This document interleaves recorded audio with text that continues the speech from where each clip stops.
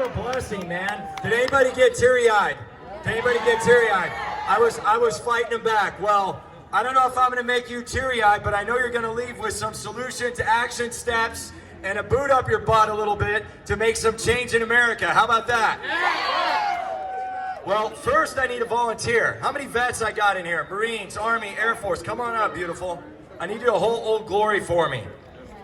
Because we're talking about fake news. We're talking a little bit about Fredo and Don Lime or whatever bitter fruit he's named after, lemon, I don't know. There's certainly a lot of bitterness there for sure. But one of the things I want you to get and I want you to remember as this young lady, what's her name? Savannah. Savannah. And what branch of service? Army. Army, praise God. God bless this soldier. Round of applause, right? But one of the things I want you to get is Savannah holds Old Glory. I want you to think about the last 10 years. And there's a number I want you to remember. 17,046. 17,046.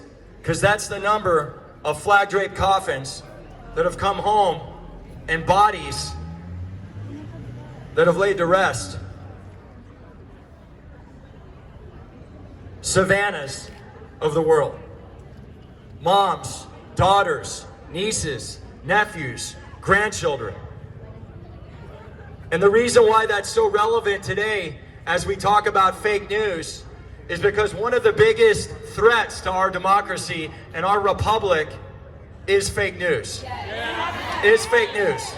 It's the First Amendment. Because if you don't know it yet, the biggest thing you have besides your guns being taken away right now is Comrade Biden, also known as Sleepy Joe, also known as Hair Sniffing Joe, trying to take your free speech. And the fake news is part of that cabal that's doing that. They're part of that cabal that's doing that. And right now is a time where we have to stand for the souls that are 6 feet under. Those 17,046 bodies, it's our job. They leaned in and they stood up for us. Now it's our time to lean in and stand up for them. Because what has the fake news done over the years? Oh my goodness, how many stories do we have? Do you guys remember that 17-year-old boy at the Lincoln Memorial supporting pro-life? And remember now, this is the party of acceptance, right? And I know all of us from watching them the last 4 years, we all see, lighters, everybody saying we are the world, and Stevie Wonder in the background, don't we? That's how accepting these people are. I'm being sarcastic, obviously, right? We all know that's not true. And I remember when I heard the name Nicholas Sandmann, and I heard about the Lincoln Memorial, and I heard this young boy goes with his Catholic school, and they're going on a trip.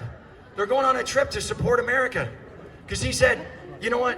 This is a place where all our views are accepted.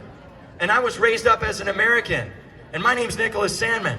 And I'm just going there to defend my country and defend what I believe in and peacefully protest. And he gets there, and he sees these red hats. He's like, wow, make America great again. That seems like a great idea. I want that to happen for my country. And he puts on this hat, and what happens next? You guys know. A Native American, a pseudo-Native American comes up to him, he's beating a drum. Next thing you know, they're trying to cancel and ruin this 17-year-old kid's life. He's getting death threats. They got people outside his house. And before his life or career even started, they're trying to cancel it and eliminate it. If we don't do something now, guys, we're all the next Nicholas Sandmann. We're all the next Nicholas Sandmann. And what's that doing for the souls that are 6 feet under? What's that doing for the Savannahs out there? Absolutely, at the very least, it's disgraceful and disgusting.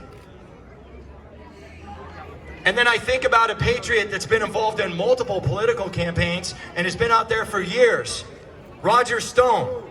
Look what they did to Roger Stone, guys. Look what they did to Roger Stone.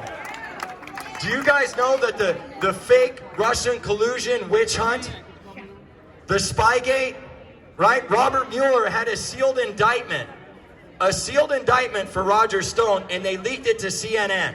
And at 4 in the morning, Roger Stone has police officers and people arriving at his house at 6 a.m. 29 of them are storming in. And who was the first news network to get leaked that he was going to get arrested before Roger Stone even knew about it? Fredo and Lime. They were the two. They knew about it.